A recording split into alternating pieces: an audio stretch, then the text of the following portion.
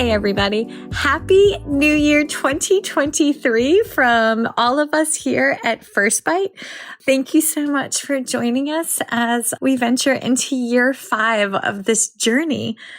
So huge thank you for everybody that's been a part of us, and also a thank you to SLP Life 7842 for her ever so kind words. SLP Life 7842, she shared that she found the podcast fun and informative. A lot of podcasts are fun or informative, but it's hard to find ones that are both. First Bite does just that. It tackles current issues in the field and teaches in a way that's effective but enjoyable. I love that it gives you tangible ideas that you can implement immediately and doesn't just reiterate information that hasn't been tried out. Professionals who are actually practicing give you the best and most up-to-date tidbits, and you feel like you're part of the conversation. SLP Life 7842, thank you. You hit it on the head. That's what we do here at First Bite. We focus on expediting research to practice, but also circling back practice to research, because it is one big, beautiful circle that puts the patient and the caregivers at the core of everything that it is that we do. So thank you for your kind words. And for everybody that's listening, thank you for joining First Bite for 2023. I'm excited and humbled to see where we will be going this year. Enjoy.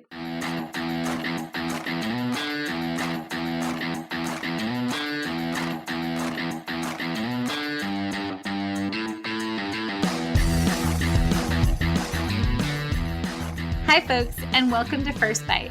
Fed, Fun, and Functional, a speech therapy podcast sponsored by SpeechTherapyPD.com. I am your host on this nerd venture, Michelle Dawson, MS CCC-SLP CLC, the All Things Peds SLP. I am a colleague in the trenches of home health early intervention right there with you. I run my own private practice, Heartwood Speech Therapy, here in Colvetown, South Carolina, and I guest lecture nationwide on best practices for early intervention for the medically complex and fragile child. First Bite's mission is short and sweet, to bring light, hope, knowledge, and joy to the pediatric clinician, parent, or advocate. By way of a nerdy conversation, so there's plenty of laughter too. In this podcast, we cover everything from AAC to breastfeeding, ethics on how to run a private practice, pediatric dysphagia to clinical supervision, and all other topics in the world of pediatric speech pathology. Our goal is to bring evidence-based practice straight to you by interviewing subject matter experts, to break down the communication barriers so that we can access the knowledge of their fields. Or, as a close friend says, to build the bridge. By bringing other professionals and experts in our field together, we hope to spark advocacy, joy, and passion for continuing to grow and advance care for our little ones. Every 4th episode, I join in. I'm Erin Forward, MSP CCC-SLP, the Yankee by way of Rochester, New York transplant who actually inspired this journey. I bring a different perspective, that of a newish clinician with experience in early intervention, pediatric acute care, and nonprofit pediatric outpatient settings. So sit back, relax, and watch out for all our squirrels and enjoy this geeky gig brought to you by SpeechTherapyPD.com.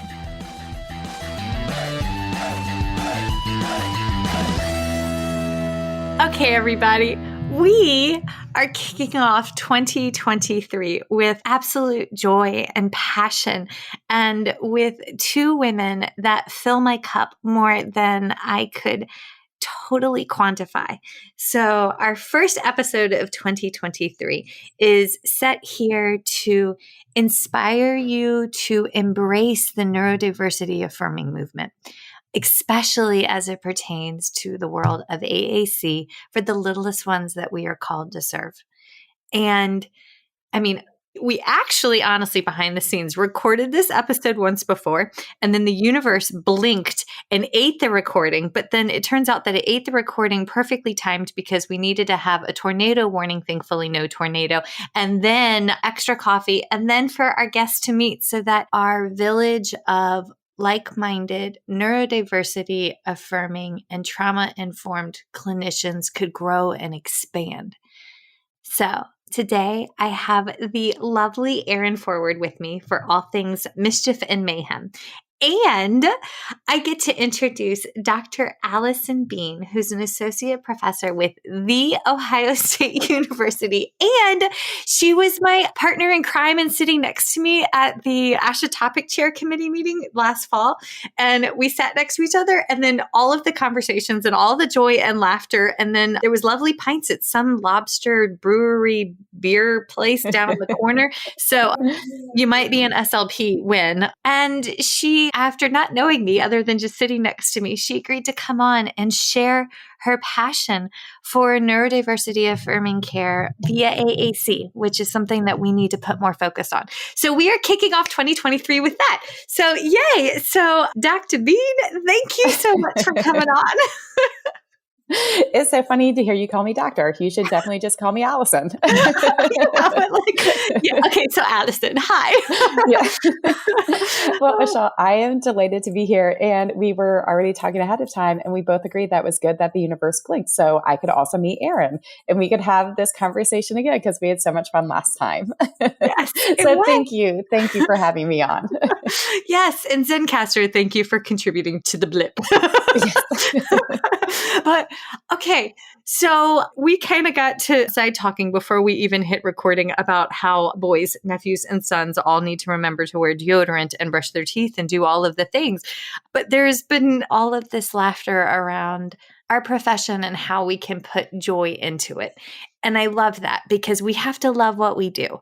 And I like to start everybody with, tell me from the beginning what made you want to be an SLP? What made you want to do the thing that it is that you do? So take us from the top. So I had a not very direct route to becoming an SLP.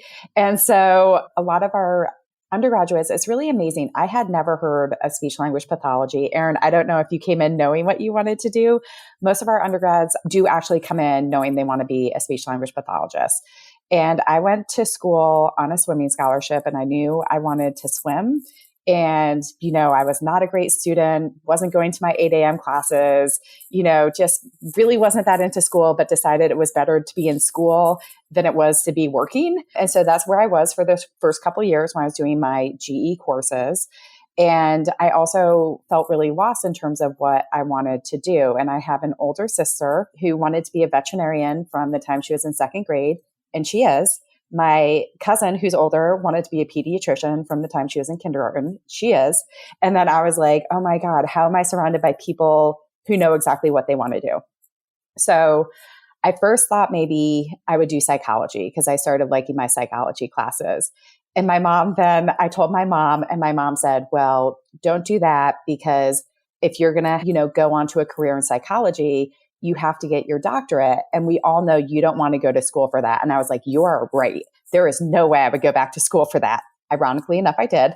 But so then my mom's a special education teacher. And she said, why don't you take a speech class and see what you think about it? And I took my first speech class and absolutely fell in love with it. It was the first time I actually liked going to class. I was excited to read the books. It was really exciting to actually hit something that I liked. So I decided to apply to grad school right out of undergrad and ended up going to New York Medical College in Westchester, New York. And it was great. I was, I think, their second or third class. And so it was a really small class. I had an absolutely incredible graduate school experience there. And then when I was at graduate school, we had Michelle, you and I talked about this last time. We had maybe a lecture on autism, maybe. This was so long ago. And so I graduated and I started working, and then 90% of my caseload was autistic children. And I was like, oh, okay.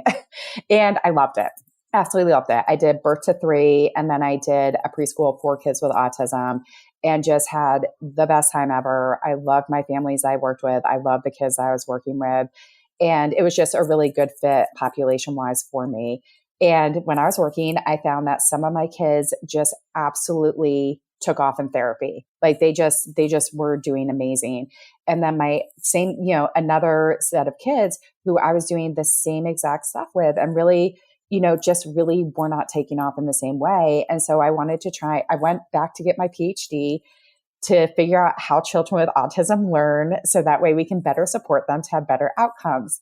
And it turns out that's way too big of a research question. And so I was like, oh, I'll just figure this out. And it turns out, well, that's too big. So I ended up looking at just kind of language development in autism and taking very baby steps towards that. And then when I started at Ohio State, I started collaborating with two clinicians, Sam Lyle and Lindsay Patton-Cargill, who are both at Bridgeway Academy, which is a school that serves autistic children who are primarily AAC users. And so I ended up really focusing in on non-speaking autistic children who use AAC. And it's been so exciting to work with practicing clinicians who are asking these really interesting questions and to really come together in that way. So I took kind of like this really roundabout way to get there and absolutely love what I do. And I was just telling one of my former students, like, I feel like I just hit the lottery with this job. I love what I do. Yeah. So it takes a while to get there, but you get there eventually. Dog is joyously celebrating the journey in the background and she's rooting around. I know, I saw. I was like, I appreciate that. She's like, yes, this is amazing. Okay, wait. Erin was a psych major too. Mm-hmm. So how did you find speech then? Well, I got very lucky because Pitt has like a phenomenal rehab program. So like I just had friends that were like, oh, maybe you should do speech. And I was like, because I thought about nursing, but I hate blood. So I was like, I don't. And I actually, when I went to school, I wanted to do medical anthropology and study like medicine in other countries because I like love to travel. Yeah. But then I took some anthropology classes and I was like, this is like, that's going to be hard to hone in on. And so then I went to my advisor in the speech program and she was like, you should do work study at the Children's Institute in Pittsburgh, which is a school for kids with multiple disabilities and autistic children. And I vividly remember sitting, because I'd help out at lunch and we'd sit with, I was with the autistic classroom and I had one kid I would sit with and he had his device and he would ask for garlic powder every lunch because he wanted to have garlic powder on his food and he wanted to make sure he saw it because once it went away, like he didn't believe it was there anymore. And almost every, like I'd say probably 80% of the children there had devices. And so I went to school for speech for AAC. Like that's what I loved. And I met Michelle and then I realized I also loved feeding, which if you had told me I would have done feeding, I would have been like, that's gross. But they are so well combined. And then when I started working where I am now, I was exposed to so many more autistic children because I was like, I want the medically complex kids only. Like I just want the medically complex kids. And I started working with autistic children, collaborating with the amazing OTs that I work with. And I was like, I love this. Like, I love this. And Michelle always like play-based child-led therapy has just always been within me. I don't like lesson plans. I'm not great at them anyways. I'm neurodivergent in my own way. So then when I started taking floor time courses, I was like, this is just, I found it. Yeah. Yeah. That's just it. Like that's, all of us are coming in with our own unique path and like our own unique set of eyes when we like go to treat, that we're bringing those exposures and experiences. And I find that fascinating because those are positive intrinsic motivators in our service delivery. And if we're not careful, they could be, intrinsic biases that we do have to root out and address. But like, I'm going to choose the happy side of that. Yeah. Mm-hmm. I was going to say too, Erin, I liked working with adults and kids. And it was really interesting that I ended up going the kid route because I had an opportunity to be a LEN trainee. So the leadership education and neurodevelopmental disabilities during my CFY. And I was just like, oh, well, this is an incredible opportunity. But when I was in grad school, when I did my pediatric placement, midway through the placement, I was failing.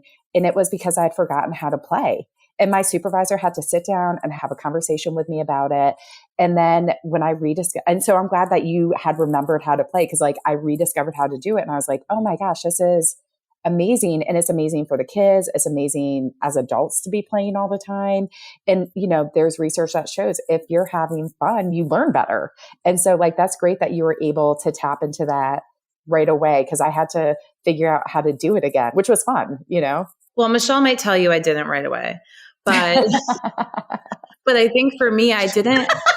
Wait, okay. I distinctly, vividly remember the case, the little one that we were working with. He's autistic, and I was seeing him and his little sister who was a NICU grad. So we were doing AAC language with the 2-year-old and pacer feeding with the little one that had like an NG tube and oxygen, all in the same home. And he had a meltdown and threw down because he was frustrated. So I laid on the ground right next to him and modeled, I am mad. And then Aaron got in, jumped down on the ground on the other side, and he locked eyes with her and was like, mad. And Aaron looked over at me and like she was crying, I was crying, and Mom was like, I have so many emotions because I cannot get on the ground right now because she just had an emergency C-section and stuff. Like it was so awesome to see in that moment. Like it just, and I mean, mad is not necessarily play, but like it evolved and it went from there. Yeah. But you know what though? It's tapping into kind of conveying how you're feeling. And I feel like even like, neurotypical people, like we don't, no. And I will say I identify more as neurotypical. We all have some neurodivergence, but like I often have trouble expressing my emotions and actually figuring out what they are. Cause sometimes I'll be like, am I feeling mad? And then like I have to like dig a little deeper and I'm like, oh no, it's actually like this other emotion that I'm feeling. So like being able to think about your emotions and feel them and express how you feel in that moment is huge for everything in life, like play, learning, any like conversations, it is such a critical thing. And I think it's something that a lot of us struggle with, and to have that moment and to have your emotion validated in that way. That's the other thing too, is to like validate how you feel in that moment and not be like, oh no, you're not allowed to be mad right now is huge. That's so freeing to say, you're allowed to have this emotion. I see you, I validate you, we'll move past it. But it's really, really fantastic. I had 2 thoughts on the power of play. And it was the books that Aaron's recommended previously. And I know, Allison, when we recorded this, the first iteration, I mentioned them. So one is Play, How It Shapes the Brain, Opens the Imagination, and I forgot the last word, and Invigorates the Soul by Dr. Stuart Brown. And then the other one that Aaron always raves about is The Interpersonal Neurobiology of Play, Brain Building Interventions for Emotional Well-Being by Teresa Kessley. And I've purchased the first playbook a couple times and I keep giving it away to caregivers. So it's back on the Amazon wish list. Aaron, if it goes missing next time I visit your house, yo. Okay. All right. I have our questions that theoretically we're supposed to adhere to. Michelle just got to meet my grandmother. I'm at my grandmother's new assisted living home. She just moved in 2 weeks ago. So if you guys hear some noises, that's the background. And then that's some drilling that they're doing next door. But I was going to ask both of you. So, with play being, I feel like we're in a group call of people who are like, everyone needs to play. So How do you guys help get students there who are struggling with play, or like, parents, or, even, how do you help support them up to get there? Because that really is such a critical piece of learning at every single stage. And I'm curious to know. And make them dance. Cassidy, if you're listening, and I know that you are, she needed to learn how to dance. So I turned on ridiculous, cheesy music like Hey Macarena and like the other classic, like, Keeping It Alive song from but dance, baby, like that. Everybody's going to start laughing because nobody has internal rhythm, or at least I don't. It does not come through my family, but yes. Okay. Aaron, sorry. Well, no, I love that because it gets their blood flowing. So like that's helpful. But I think like you also have to figure out what their play is. So like, some dads are much more like rough, roll, tumble. I'm going to throw my kid around. But some people want to direct things. Some people want to so I think especially with students though, like giving them permission, because I feel like they're just I was so anxious as a student. So like, I will even have sessions where I'm like, don't think about their goals right now. Like, just think about like playing with them and building your relationship. And then we'll build those on top of everything. And I'm a very try to make people feel as comfortable as possible type of person and make them laugh. Like my goal is to make a parent laugh at least once in the session, which can be really hard sometimes. But I think getting them in as soon as possible. Cause I think the more you do it and someone watches you, the scarier it seems. Like Michelle had me feeding kids day one, because it's if you wait too long, it's going to feel like something I can't do. Yes. Oh man, you gave me murder eyes too when I first did it. Sorry. Well, I didn't even think about that though, but it's true because the longer you do watch someone do it, the more unobtainable it seems to you because you're like, oh, wow, I've watched you do this so well for so long. And then I feel like my biggest, when I was in grad school, what was hard was like, I just felt so self-conscious playing. And so I feel like the dancing is really nice and everything and like throwing people in there because then you just kind of lose your inhibition. And Erin, I'm the same way. I feel like I've had a good lecture or a good talk if I get one thing of laughter from the audience. And I'm like, okay, well, it did okay. Yeah. Honestly, we've had to edit some of our jokes out of here or at least make them more G-rated, but that's how people learn. Yeah. You learn through play. Erin's got the great quotes for these things, but like this is, yeah. Also, God help, I can't sit still and it's like a super dry day-long lecture and you're in the back of the room. Like no. Yeah. Yeah. It's always kind of fun. You can pick out who the OTs in the room are or who are friends with OTs because they bring their own knitting or they bring their own like fidget toys. I'm like, oh, self-regulation. Okay. All right. So when we first started talking about this and talking about embracing the neurodiversity piece, one of the pieces that you and I talked about was the transition and even the terminology and the language. And for us that are a little older in the room, our autism class was probably not a class. It was probably embedded in child language development along with conditions like Down syndrome or cerebral palsy, and you got a night, right? But now we have heard from autistic voices and autistic individuals where instead of using the terminology nonverbal to transition to non-speaking and to use autistic first. And that has been a huge shift for me personally as a clinician. Like I'm rubbing my chest. It makes me nervous that I'm going to use the wrong terminology. So can you talk to us about those terms and how to coach caregivers and clinicians through? Yeah. So Michelle, it's so funny that you say that because I feel like I'm also becoming very new in this terminology.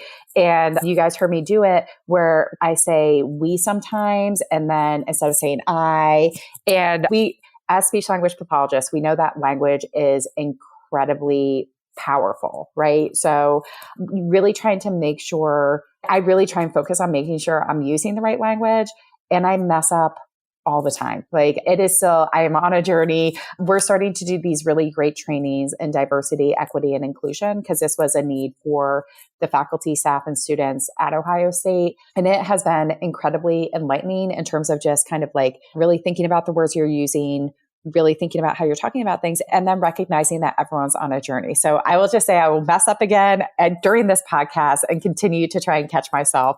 But with the neurodiversity movement, I had started hearing about it probably like 10 or 15 years ago. And it was really hard for me to wrap my head around. And part of the reason it was so hard for me to wrap my head around was the training that I got in graduate school was really saying, okay, you know, our job is to fix the communication impairments. And I'm going to use these words and I'm going to kind of say how I've shifted to fix these communication impairments and to fix these people. And that was kind of what was drilled into us. And one of the really interesting conversations that we got into at our table, we had the best table at the ASHA Convention Planning Committee, was the fact that like, should we even be a field of speech language pathology? Because we are pathologizing people where's differences, right? And so since that time now, I really credit a lot of this to my graduate student, Morgan. But Morgan is a huge proponent of and a huge advocate for neurodiversity. And she's educated me in these really important ways about, I'm going to get to your answer eventually, Michelle. I swear, Erin and Michelle, totally I will get there. But, you know, there's this really interesting research coming out that Morgan was telling me about and that she's starting to do research studies on. And it's this idea of double empathy. And what this idea is and what this theoretical model has shown is that when we look at autistic people and neurotypical people, what we see is there's a communication mismatch, right? So we see that there are difficulties in communication exchanges when you have a neurotypical person paired with an autistic person. when you have a neurotypical and a neurotypical person, they're effective at communicating with each other. And when you have an autistic person and an autistic person, they are effective at communicating with each other. So it's really that mismatch in neurotype is where we see that breakdown in communication. And the fact that we see that breakdown in communication based on neurotype really highlights, this finding that it's not an impairment, it's a difference. And I feel like really thinking about it that way and saying, if you match based on neurotype, we don't see those communication breakdowns. And so we really need to think about this as a difference. And so when you start coming at it from that perspective, it really changes. There's nothing to fix, right? It's just a difference in how individuals are communicating across neurotypes. And if we think about it that way, how do we then kind of shift so that way, based on your neurotype, you're code switching to effectively communicate across neurotypes, right? And really thinking about intervention that way.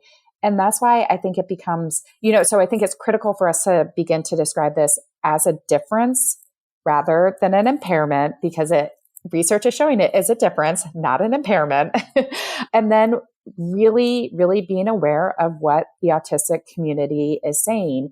So Michelle and I had this conversation about how when I was publishing, first I started with nonverbal. And when you look at research studies, that's what a lot of individuals who are doing research use, is this idea of nonverbal.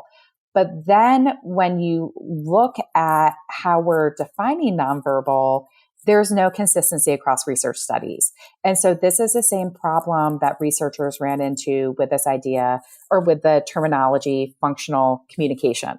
And once again, functional communication is like, well, who knows? We're all working from different definitions.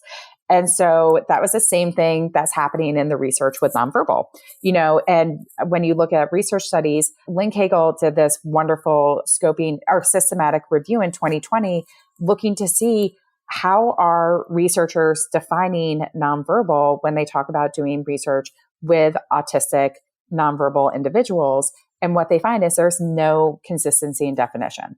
So you might have some people being referred to as nonverbal who have up to 10 to 50 words in the same group as some kids who have no words. Or it might be the child is described as not having functional communication, which we know, who knows what definition you're coming from with that. And so they've really kind of shifted. And what I've started shifting to in my research is minimally verbal. And what's recently come out is this shift over to non-speaking. And the reason there's been that shift over to non-speaking, and where we're really seeing that shift happen, and researchers are always behind on everything, that's just kind of the way we roll, is, this has been autistic people advocating and saying, when you say nonverbal, that language, people get this idea in their head that this person doesn't understand what you're talking about. And it kind of when you say nonverbal, you might get this idea that really doesn't capture that individual. And so there's been a push to shift over to non-speaking, because non-speaking really just says, I'm going to communicate in a different modality, right? And it doesn't give that impression that this is an individual who may not understand language. This is an individual who, might be doing other things. Instead, it just says this person's communicating in a different modality. So I actually think it will be good if, as a group, speech language pathologists really listen to what non-speaking people are saying and start to make that shift, right? That shift matters for a reason. And we don't want people to hear a term and kind of come up with this different set of ideas than what's actually happening. And that's why, when Michelle and I were talking about it, I think non-speaking is a great term, right? Because it does describe that person is just communicating in that different modality. So in terms of talking and coaching parents, in terms of talking about it with other speech language pathologists, with people from other professions, I think there's always that educational piece to it. And just saying, if you use a word like nonverbal, people might have this idea in their head. But if you use a word like non-speaking, this is what people may think instead. And really just kind of educating them about words in general, preconceived notions that people may have when they hear certain words, and having a conversation about it. Because I think with all of this, it's really, we're all coming from different perspectives, from different lived experiences and everything else. So when I hear nonverbal, to me, I'm just like, oh, this person isn't communicating using spoken language. That's really different than when my sister, who's a vet, hears nonverbal. She's going to have a very different set of ideas just based on our backgrounds. So having that open conversation and having that dialogue, and honestly, the language we're using now will probably be really different than the language that we use in another 10 years because this is an ongoing conversation. And so I think being flexible enough to say, okay, this is what a community is telling us and being open to that rather than being really rigid and saying this is how we've always done it. And then the last thing I'll say is I'll get in my soapbox about operational definitions really, really matter. And it's really challenging when we're all working from a different set of definitions. Yeah. And so I also like non-speaking because then it's just like, this is a person who isn't communicating verbally, or is communicating in a variety of other ways, but they are not consistently, communicating verbally. So that way we're all coming from that same place because otherwise it's like oranges and apples and pears and like, who else knows what else is in there? That's what we talked about in our last conversation was that we have the new definition of pediatric feeding disorder. We have an acute, we have a chronic, we have the 4 components: medical, psychosocial, feeding skill, and nutrition. However, there is no finite definition within that to convey mild, moderate, severe, or profound pediatric feeding disorder because that hasn't been quantified yet. And I'm going to put the yet in the universe. But because of that, people are speaking to it differently. And there's no clear cut. Or even, Michelle, thinking in that same way of like non-speaking, what can be terminology that you use to maybe define a child that is like kind of looking even more of like a descriptive too, like giving more, because what I love that what you were saying, Allison, too, is like talking about neurotypical individuals it's interesting to me that a child gets an autistic diagnosis and they get every service they could possibly need. Even more so than some of my patients I see that have like Rett syndrome or another diagnosis. Is that more so because we are so uncomfortable with shifting our own biases and shifting how we accommodate in the environment that is not set up for them. And again, we live in America where preventative is not really like a thing that we do, or like setting up an environment to like universal access before we just want to fix it all. So like, but it is about getting to know every individual. Like every individual is different. So if instead we looked at how is this individual communicating as a person, that may mean they are autistic. How is this person? We talk all the time at my work about communication styles and how this person communicates versus this person. Like how an autistic person communicates is, see, Michelle, we mess up sometimes.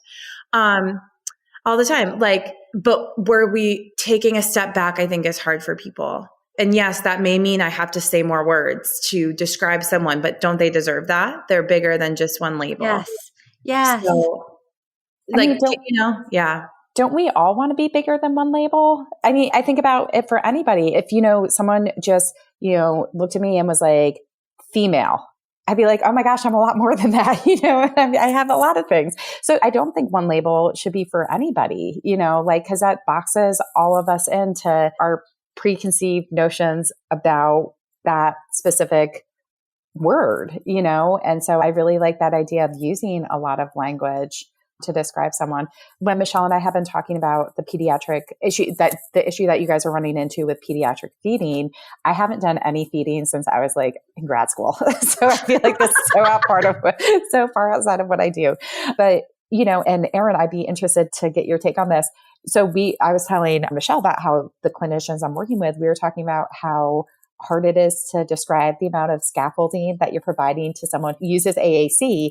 And we use hand over hand. And then it's like, oh, moderate prompting. And it's like, well, what does that even mean?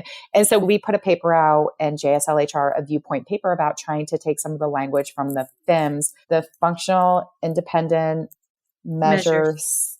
I forget what the S is, but talking about like, when we talk about AAC users, just how independently are they doing it? Which seems like a much better, if I was a clinician getting someone on my caseload, like that matters to me rather than being like, oh, I gave them moderate prompting. It's like, well, my moderate prompting might be different than your moderate prompting, which might be different than Michelle's moderate prompting. So Michelle, you just got to get on that. You and Erin have to start working on that pediatric stuff. Well, someone, I mean, you can do it. Like, because you have physicians that are like, oh, go ahead, Michelle. I'm sorry. No, I was going to say, but that's just it. Like, this is how, folks, it's not enough with one breath to raise awareness about a problem or gripe about a problem if you're not willing to put forth actions or ideas for resolutions or solutions. And that's huge. I mean, and bigger picture, because I think Michelle's the one that has shown me how you can get involved from a bigger perspective at the state and national level and try to make changes. And we're the ones that are going to have to do it because we're the ones that are experiencing it. We can't expect these lawmakers to be yeah, let's just think about insurance coverage for this or they don't know. So yeah, that's a lot to ask of people, but that's part of advocacy and what we do. Yes. Yes. This is why you joined your state association. This is my soapbox. Okay, as I hear you, I see the social media posts. What's ASHA doing for me? What's ASHA doing for me? You are ASHA, and ASHA does not have a paid registered lobbyist for each individual state. And a lot of the concerns that people bring forth are actually state level advocacy issues. Well, then that's why you join your state association, because that money actually goes to pay the lobbyist who works with the VP of Governmental Affairs, and having done that role for way too long, that is how you drive the change. We still don't have access to the proper CPT codes in our early intervention system.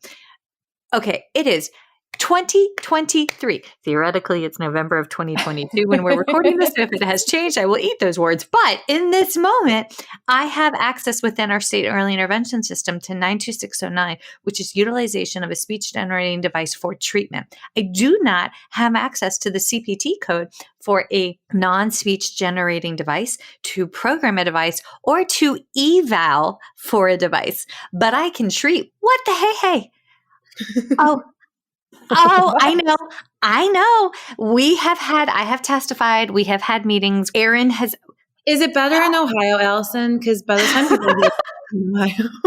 Well, I'm about to say something so terrible. And actually, I feel like I will totally own this as a problem because I'm not practicing. I don't pay so much attention to that. No, that's fair. So my friend Amy, who I collaborate with as well, I know our practicing clinicians have been doing a lot with AAC in Ohio, and I cannot tell you where we are, and that is incredibly embarrassing. But once again, I think it highlights, kind of this gap between what I'm doing as a researcher and what I'm thinking about, and what you need to do is But it also makes me think of, and I'm just like, this is why I, as you guys are talking about, working and advocating and all this stuff. And I was like, this is why also researchers and clinicians need to come together.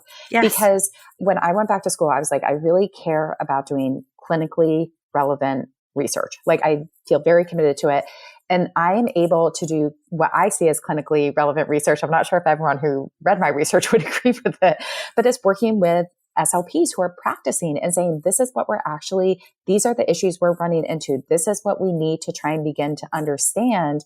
And that would be different than where I would think we, need to start, because I'm not in the classroom. I'm not working with these kids anymore. And, I'm not practicing as an SLP, but there's something critical about knowing what the needs are on that ground level, every single thing. So I'm embarrassed to say, Erin, I can't say, I think we're improving. I know. Don't worry, I'll figure it out real quick. Well, and I know everyone who does AAC work, everyone I know has been doing a lot of advocacy. So even if we're doing okay, I know there's a lot. People are putting in work. Yeah. But we also still need to go a pretty far distance, I believe. But yeah. But that's just it. So folks, if you're listening, you may not have the time to commit to being the person to champion for the advocacy. But if you type it out, your concerns in an email, or to pick up the phone and phone a friend and say, hey, do you know this person that I could talk to, and share my concern? You just have to raise awareness, because a lot of times your state association leadership is faculty, or they may practice in adults, or they may practice in peds, and they don't know what they don't know. So don't hold them at fault for something that they're not privy to the information if it hasn't been raised in a seek to understand perspective. Okay. The other thing I'll add to that, Michelle, is, everyone's dealing with a limited amount of time. We all have only so much you can do in a day, right? Which is not a bad thing. But it's also when you decide you actually really care about something, and, there's this great book that I love, and it's called The Art of Not Giving a I have that book. Oh my God. I'm assuming we cannot curse on this podcast. I won't curse on it. But what this book says is it's like, you can't care deeply about everything, but the stuff that you care deeply about, care really deeply about, go there. So in terms of like advocacy, if there's something where you're like, oh, it's good to let people know about this, let people know about it. If it's something that you care deeply about, go all in. But it's also good to let people know and just continue to educate, because there is that gap in knowledge for all of us. I'm glad you love that book too. It's so good. Sarah Ditzel gave me that book. She actually worked at Cincinnati Children's Hospital, and she's home with her little one now, but embarrassing clinical supervisor moment when she was my student.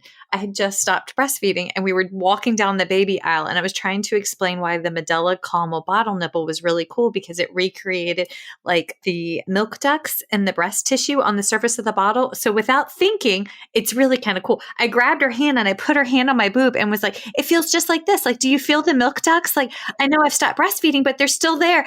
And like, I didn't think, I was just caught up in the moment. And then Sarah, bless you, she turned bright red. And she goes, yes, I can feel the milk ducts. And then I was like, oh, I made you feel my boob, while her hand was still on my boob. And she was like, yes, you did. And I was like, oh my God, I'm so sorry. So then I called Juliana, her clinical person at university. And I was like, so this thing happened today. And she goes, Michelle, that's why we love you, because you put them all in. And I was like, I'm so sorry. But like, be a clinical supervisor. Don't make your students feel your boobs. End of story. Okay. But Michelle, I feel like that story gets to something really important too, though, is like, every single person is coming into an interaction with very different, like, part of my love language is I'm into love languages. And with the love languages, for people who don't know, there's these 5 love languages, acts of service, physical touch, quality time, words of affirmation, and gifts. And what's really helpful, and this is in any relationship that you have, is to know what your love language is. So how you express your love, and then also knowing how you like to receive love. And so it really is kind of like this different way of talking about it. Ever since I read that, I was like, oh, I'm physical touch, and I do get touchy. And when I moved from the Northeast, I was born and raised in Connecticut, Pennsylvania, New York. People are really touchy there. Everyone kisses on the cheek. Like, it's a very touchy culture. And then I moved to the Midwest. And you want to know what? That's like not the same. And my friend Beth, who I'm very close with, like I was in the Ph.D. program with, I was touching her and she's like, you have to stop touching me. Like, she was like, I don't like it. And I was like, oh my goodness, I am very, very sorry about that. And so I think it's also having that conversation of, oh my goodness, I may have made you uncomfortable and not even realize that, and just saying, oh, like I wasn't thinking this is, my thing, and be really open to the fact that, we all do this all the time, and just kind of owning it, and then being like, oh, I'm sorry, I made you uncomfortable. I also have to like respect how you like to interact. And, it doesn't matter if you're neurotypical, neurodivergent, like we all have different interaction styles. We all have different things that we're comfortable with. And it's not the same for any person, Yes. ever. But you're accurate, because I'm a hugger. I'm a toucher. And Erin humors me. Every time I give her a big hug, she's like, yes. But you know what? She hugs the boys good. My boys, sorry, not boys in general. Let me clarify that. But what's so nice is like the fact that that about Erin, and Erin's like, I'm doing this because, and if she didn't want to do it, she would tell you to, and that would be okay. Like, that's the best part, is to be like so touch in the north, like you said, it's the Northeast, but it's not as deep. The South, they just really like, it's like a deep hug, and the North is like a lighter touch. Okay, one funny story, and then we have to move on. But I distinctly remember when Bear was little, he would hug his daycare teacher, and he would straight up motorboat her at 2. He would go all in. She goes, and I mean, she was well endowed by Mother Earth. And she goes, oh, honey, he always does that every single time. And I'm like, well, I'm glad he knows his muchness at 2. That's really funny. Oh my God, I was just like, I'm so sorry. She's like, it's okay. He's happy. I was like, okay. Okay. All right. So this actually yesterday I sat at a coffee shop all day and looked at a computer screen. and I came across this article that just came out this summer. It is Parents' Perceptions and Experiences with Their Children's Use of Augmentative Alternative Communication, a Systematic Review and Qualitative Meta-Analysis. It came out July 1st, 2022 by Berenger, Martinez, Di Ceticio, and I'm going to butcher it, Biloxi. And I'm sorry, I know that I said all of that wrong. But this journal article blew my mind because it went through, it was like this super amazing meta-analysis, and it went through everything and pulled out what individual barriers were, but like it quantified it more to accessing AAC, not specific just for autistic individuals, but it was predominant heavy within the population that they pulled. But it talked about lack of support, and support even in the sense of, and this is something that Erin and I have talked about, like we may set it up in early intervention, and that's not prevalent. Not that many speech pathologists engage in high-tech AAC within the framework of early intervention for the birth to 3 population. But if we set it up, then it transitions to the LEA. But how that even that transition can be a barrier between settings. And it brought me back to 99% Invisible is my favorite podcast to listen to. Oh, yeah.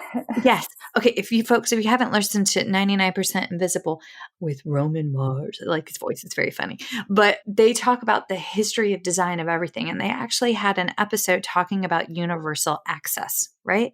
And how if we looked at universal access for all differing types of disability and ability, then how much better the world would be.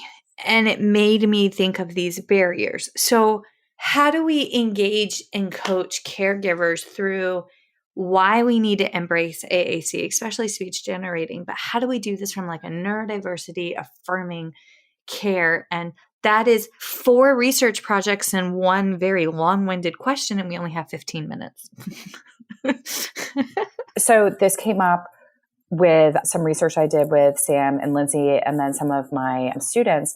And so what was really interesting is at Bridgeway Academy, where Sam and Lindsay work, like I said before, AAC is what a lot of kids are using. And the teachers are really bought into the idea that AAC is the individual's voice. And the parents are really bought into this idea, right? The parents are very supportive of it. So we did a survey kind of assessing how bought in parents were. Did they feel like it was a child's voice? How comfortable they felt with the technology and everything else, kind of looking at buy-in and then operational competency. And then with the parents' permission, we turned on data logging on the children's devices. And what we found was that the parents were super bought into this idea, but when you looked at AAC use in the home, like the kids weren't using it. And we were like, oh.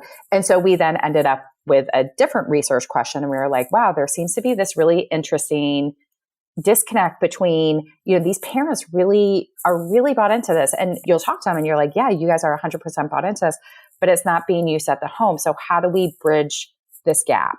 And so we did a parent training. And when we went into the homes the first time and we videotaped the parents interacting with their children across 3 different contexts, play, book reading, and then like a snack or a meal. And what we found the first time that we went in is parents would be like, oh my goodness, where is the kid's device, right? And so clearly they're communicating with their child all weekend long, right? Clearly the communication is taking place, but it's just not taking place with the device. So then what we did is it was a 6 or 8 week parent training where we just gave them strategies. We did it in a group so parents could talk about kind of what had worked that week, what hadn't worked that week, and really brainstorm together. And then when we went back in the houses, 2 months later, it was totally different. Like those parents had the devices out. They were modeling. They were asking questions. And so what I think it is it's not having time to coach parents on how to do that. What does it look like in the home? And really kind of getting that educational piece in there. And I think a huge part of why we did see so much change as well, and this is just based on, my feeling, I don't have data about it, was I think there was something really effective about having a group of parents together to try and problem solve and be like, oh, well, what about this? And I ran into this problem. What did you do? And it was really cool to see the change in the parents' behavior. And then we, of course, saw that increased device use, which is exactly what we wanted to see. So I think a lot of it is, you have to get that buy-in, first of all, on the technology. You have to get that understanding that it is a child's voice. And then I think it's really, showing the parents these really easy, accessible ways of how you can incorporate it. And then I think you want them to get to it. And we talked about this during the parent training. If I don't have my cell phone with me, I kind of freak out a little bit. And I feel like all of us have had this experience, right? You leave your cell phone at home and you're like, oh my goodness, I can't do anything without my cell phone. And I personally need it because I use it for GPS. So like, I can't get around without it, it's like a crutch for me. So with that, and we say, well, this is the same thing for your child, right? This is how they're communicating. If you think about texting during the day, if someone can't get a hold of you, this is how they're getting a hold of everyone. And I think it's kind of, not only kind of saying, yeah, it's a voice, but like, how do you feel when you don't have that piece of technology that you need, even if you're not using it all the time, and trying to get those little pieces in there. And I think it's really hard. It's behavior change, and behavior change is like just hard, especially if anyone's been given any new technology. I struggle with it. I take out Books on Overdrive, which is the app that my library uses, and they're getting ready to switch over to Libby. And I'm freaking out because I'm like, oh my God, I'm going to have to learn this whole new app. And this is like crazy. And this is literally to electronically check out books. Like, it's not going to be that hard. And I'm feeling all this angst about it. And so I think about it and I'm like, this is such a little thing. How does it feel then when you're giving this whole new piece of technology and being like, here you go. And now we're going to give you all this information. So that was my take on it. I would love to hear what you guys both think. Okay, so I have a take, but I have a thought. The National Foundation of Swallowing Disorders does a once a month, it's like the second and third Thursdays. They have one caregiver support group for parents with pediatric feeding disorder. And then they have once a month adult dysphagia, like caregivers, partners, spouses, and also the patient with dysphagia. But it's a support group where they can troubleshoot together. So is there something like that, but for AAC users that's free? Like nationally? Do you know of anything? Because I don't. Do you, Erin? I feel like... I don't think so. Okay, so then that's idea. We're putting this in the universe, people. But like, how cool would that be? I'm going to write that down, Michelle. I'm writing that down. Okay, so caregiver support group. Okay, so then. Well, because I feel like I have, and I also feel like with caregiver, but also I have a lot of SLPs that don't feel comfortable. I just had a mom I talked to yesterday that was like, the SLP, because I see this child for feeding, there was scheduled, like a lot of reasons why I don't see them for language right now. And mom was like, the SLP really wants us to work on sign. I don't want to learn sign. I really want to use this device because this will allow this child to say more and communicate more, and it's more robust. And oftentimes in the school systems, I feel like is where, and Michelle and I have talked at length about like providing more education in the school systems, because a lot of it is they don't, and I totally understand SLPs in the school have way too high caseloads and not enough time to do all the things that they want to do. But how do then we provide better education? Because this is only going to grow of the amount of AAC users that come to school. Like, this is only growing, and like, it's going to be something that like they have a right to use. And to your point too, like I have a lot of kids that may not, and that's where I think their struggle is they'll be like, well, they don't really use it at school. They're not really using it as much. But like a lot of them feel so much safer having it there, and they may not be using it at school for a multitude of reasons, but they have a right to have it there regardless. And like that building that education of like minimally speaking, or like partial, like, part-time AAC user, or whatever the, terminology they want to use for that. Like, I think I struggle a lot with the understanding of children that use it not all the time, and like how to communicate that with parents and teachers and other people of like the value of, because children use it for so many different reasons. I have kids that learn it just to learn the language, and then they speak it afterwards. Mm-hmm. Okay. So 14 thoughts. 1, the access point within the public schools and the access point like for SLPs getting exposure to it. One of the things that I have advocated for behind the scenes is that a lot of speech pathologists don't realize that these companies will establish long-term loans for free for the SLP, and it's not brought up. So unless but I'm going to take that back to our coursework. A lot of our professors that are teaching the AAC classes, they may not actually be using the AAC. And so if they're not actively in it, then they may not be privy to the fact that you can get long-term loans, right? And so that's one of the things. Stephen Neese teaches the AAC class here at the University of South Carolina, but he was the AAC lead in the school district. So he could guide on the functional. So big picture, what we've done behind the scenes is network with our lead SLP here in the state of South Carolina with the contract specialist for these AAC companies, because she wasn't an AAC provider. Her focus is like Arctic phonology. So she's in the process of creating data points for SLPs across the entire state of South Carolina on the hopes that eventually every school-based clinician in the state will have a free long-term loan from one of the AAC. Can you imagine how fundamentally shifted South Carolina will be when every SLP in an LEA has access to AAC at all times? It's going to be a year or two before it gets to that level, but like we have laid the foundation for that, right? That's freaking phenomenal.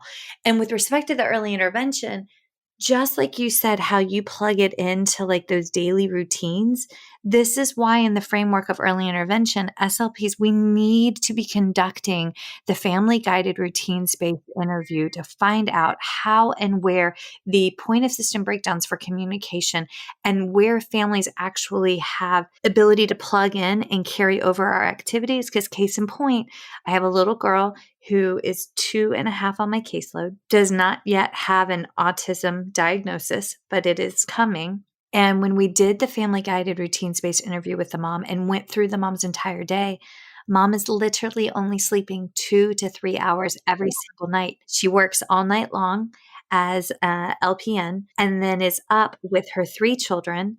And here we're bringing in high-tech AAC, which within she was the dream. I brought in a device, and within the very first 5 minutes, she had conveyed stop, go, want, play like that. I mean, like lit up like a Christmas tree. But how is mom going to be able to carry this over when she's literally running on 2.5 hours of sleep every single night? But I mean, there's tools. Had we not done the interview, we would not have known that that was her actual brutal reality. But like now that we know, oh my God, we really need to get her into like a phenomenal preschool right out the gate. Like now we know how to troubleshoot to set the whole family up for success for the Maslow scale of hierarchical needs. But like, rawr. Okay, that was a lot. No, I actually am going to add on to what you're saying. And I'm so happy that you talked to the mom, because we all have different realities. And, you know, everyone wants the best for their kids. They want the best for their partner. They want the best for everybody. But you know what? If I was on 2 hours of sleep, I'm non-functional. So like, she's amazing. That is insane, because I would be non-functional. And to not know about that stuff, you're then going to make that person feel bad. And it's like, no. Like you shouldn't feel bad. Like you are doing amazing with everything you have going on in general. But I was going to go back to Erin's point about, you know, one of the things we're trying to do right now is one of my former students who is I Am Boundless in Columbus, they get autistic people who have very significant needs. And a lot of the autistic, like adolescents that they're getting in who are now going to Boundless for school are non-speaking and do not have access to a communication system. And we were like, that is not okay to be 13 and to not have access to a communication system. So we're in the process. Oh my God, so cute. I'm Googling the I Am Boundless. It's a whole organization. Continue. Yep. And so one of the things that we're trying to figure out is, why is this happening? Because is it an educational thing for the SLPs? You know, are the SLPs not recommending devices? Is there something going on? Is there something specific about the profiles of the children who aren't getting access to devices or access to communication systems? Because once we can kind of figure out where that breakdown is, we can then put our resources into the right area.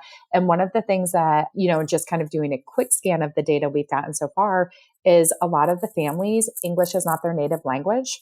And so that seems to be consistent across the profile of the children. And we haven't gotten yet to look at what's happening within the schools before they transitioned over to Boundless, but to see if they were even being recommended devices.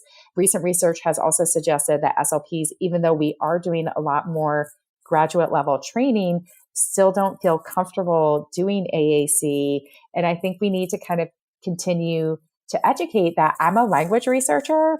AAC is language. Like, you know, you're supporting language. The modality is different. That's the only thing. Like, and so, yeah, there's a little programming, but it's a different modality. And it's, you know, let's not try and complicate it. You are teaching language in a different modality, and that's what it is. And it's less complicated than we make it in our heads. And finally, in terms of the kids, Erin, who are, you know, may use AAC for different things. I was telling Michelle, I went to the talk last year at ASHA. It was like 5 p.m. on a Friday night, and the room was packed.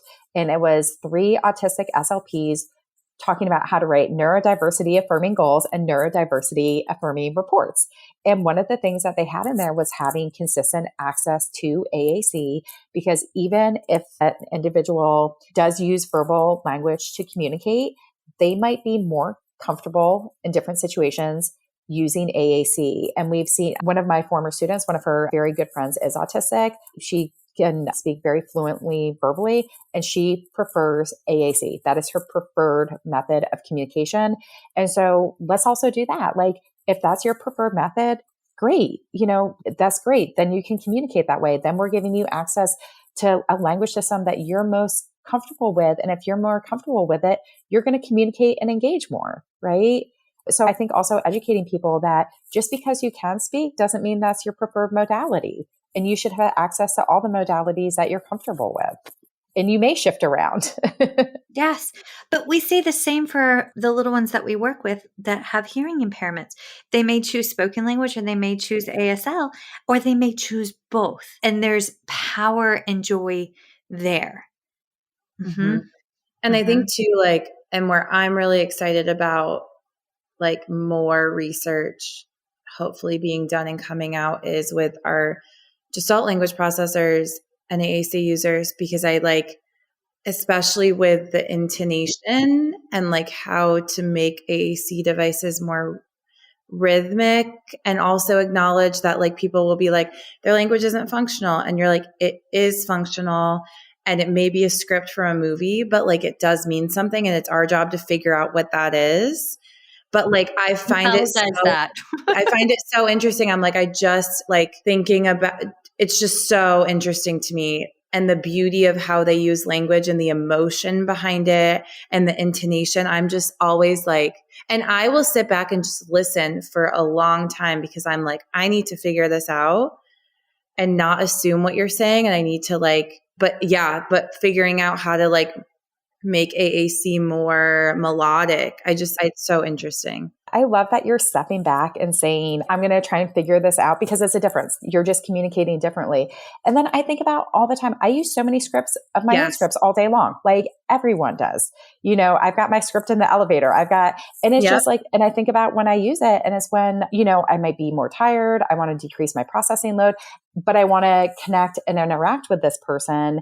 And so my purpose is to connect, but it's, you know, if I'm scripting to get there, like that's okay, because I'm still connecting. So I think it's awesome that you're doing that and just saying, okay, our goal is to connect. Like we communicate and we engage to connect. And I also want to connect with you. And I think that's the most powerful thing, is saying, yeah, I hear you and I want to connect with you too. And you pick up on scripts of people that like you care about and people that you trust. And like one of my favorite moments is when like I have a kid that, and it's not that I'm wanting them to imitate me, I'm just modeling, but when they imitate immediately, because I'm like, you trust me. Like now you trust that I understand you, because you didn't even hesitate to imitate the language I was giving you, because you've connected with me enough to know that like, I know you.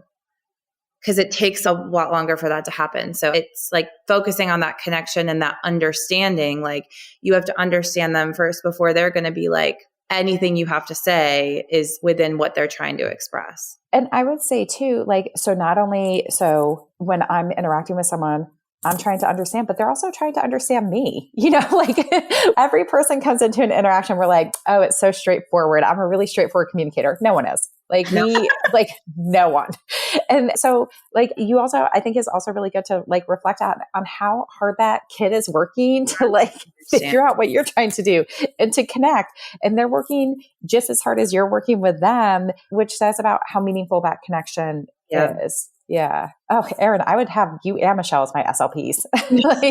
I'm just saying, Erin's in Ohio now. Y'all, Erin, you've been daydreaming about a PhD and the research ideas. So happy chatting afterwards because she's got really great research ideas for like connection and like how connection and relationship carries out in language and in feeding. And well, and I just took a lecture from Kim Bartel, who's a phenomenal OT, and she studies autism and put all this research on autism. And she's also trauma informed and relationship based and studied NDT. And so like her putting all these things together, I was like, oh my goodness, like I'm blown away. It's amazing what people are doing. And I feel like I go to that all the time and I'm like, oh my gosh, like people are making these connections that you would have never thought of. And it's so exciting to see because you're like, this is going to make everything better for everybody. Like this is just going to move everything forward. Yes. And that's okay. So that's our goal. Folks, when you listen here, that's our goal is to bridge that research to practice and practice to research gap. That's kind of like what we do with every topic, every episode. Like, how do we? Yes. Okay, we've run so far over. That happens all the time, Michelle. I know, but like, I love this, but like, I love this. And you're like, we barely touched the surface. Yes, and so like, we're coming back and doing this again. So we're gonna do not because we need to re-record this episode, but because we're going to. But just doing another episode. And we didn't even get to, so in the one that the universe ate, Allison gave us this amazing resource that one of her students had prepared. Can you talk like ever so briefly about that? Yeah. So my undergraduate student who is now a graduate student, Alicia Parsons, and I did tell her I gave it to you and she was so excited about it.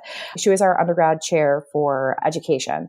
And Alicia is incredibly committed to supporting AAC access for people who come from lower SES. So she's incredibly interesting.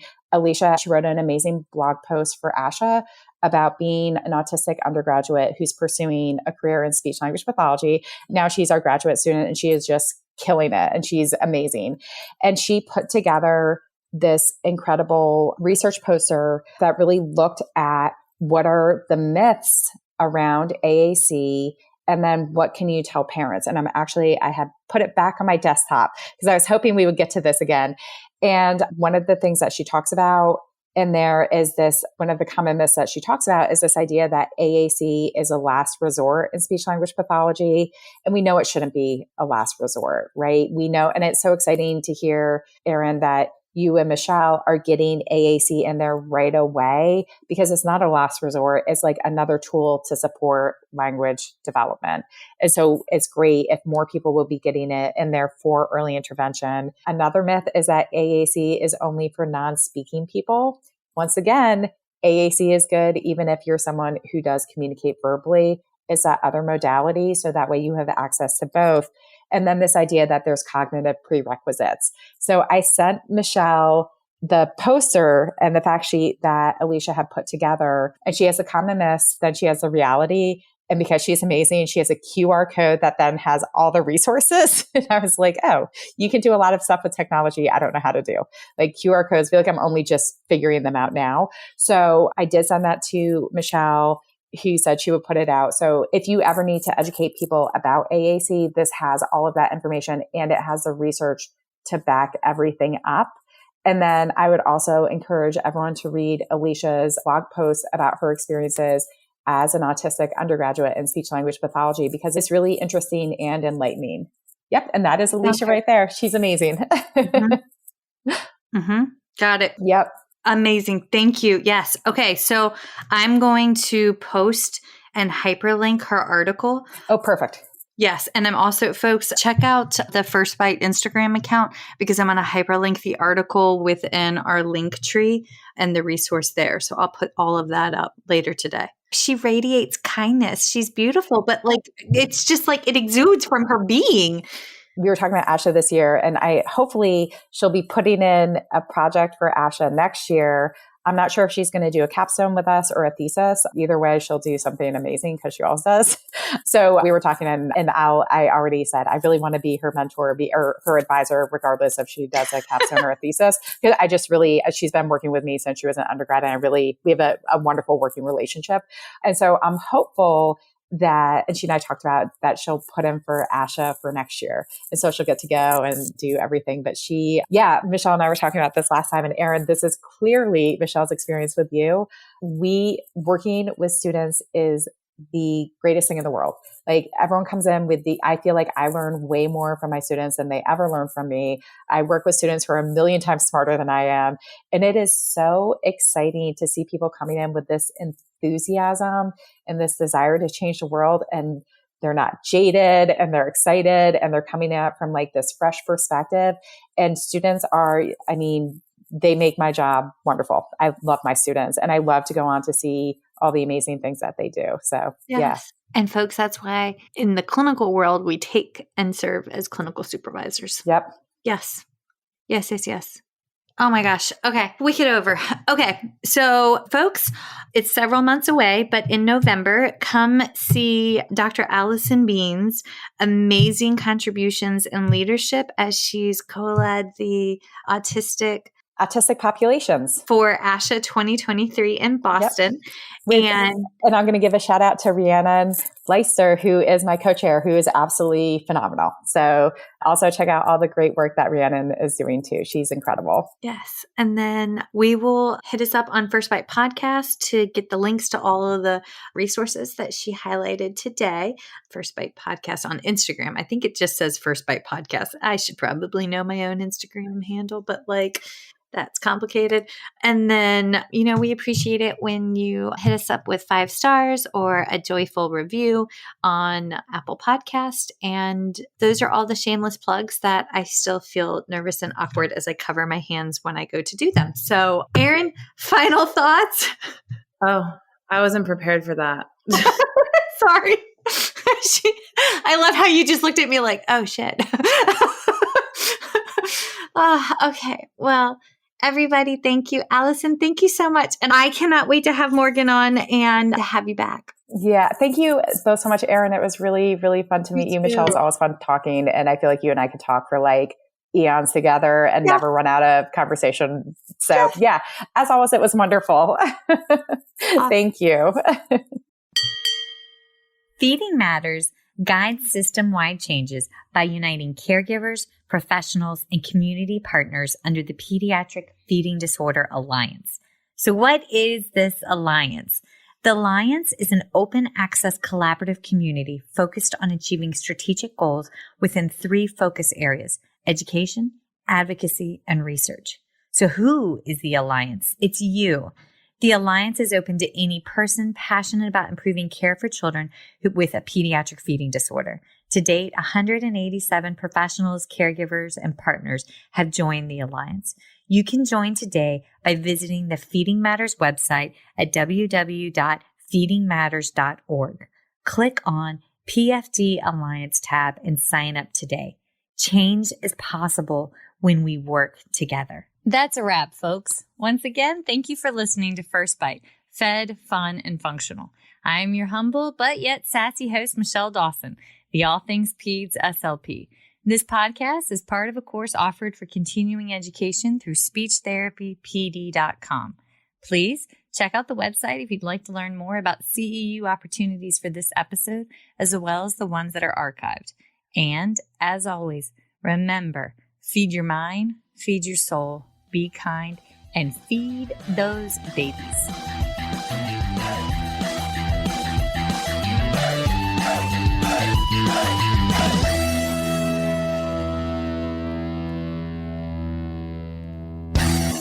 Hey, so it's Michelle Dawson here, and I need to lay out my disclosure statements.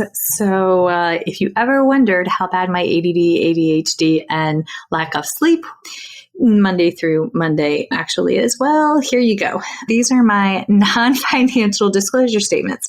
I volunteer with Feeding Matters. I'm a former treasurer with the Council of State Association Presidents.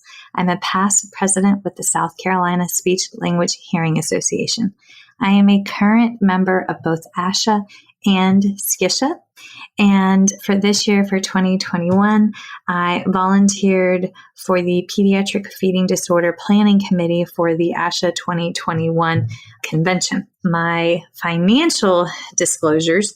All right, so I receive compensation for First Bite presentations as well as talking teletherapy and understanding dysphagia from speechtherapypd.com. I also receive royalties from speechtherapypd.com for ongoing webinars that I have on their website, as well as compensation from PESI Incorporate for a lecture course webinar that I have on their website as well. I am coordinator for clinical education and clinical assistant professor for the Masters of Speech Language Pathology program at Francis Marion University in Florence, South Carolina, for which I receive an annual salary. I also receive royalties from the sale of my book, Chasing the Swallow, Truth, Science, and Hope for Pediatric Feeding and Swallowing Disorders, that I self-published and is available on Amazon. And I do receive royalties from the accompanying 13.5-hour CEU for the book from speechtherapypd.com. So yeah, I stay pretty busy, but those are my financial and non-financial disclosures. If you ever have any questions, please feel free to reach out. All right. Thanks, y'all. Bye.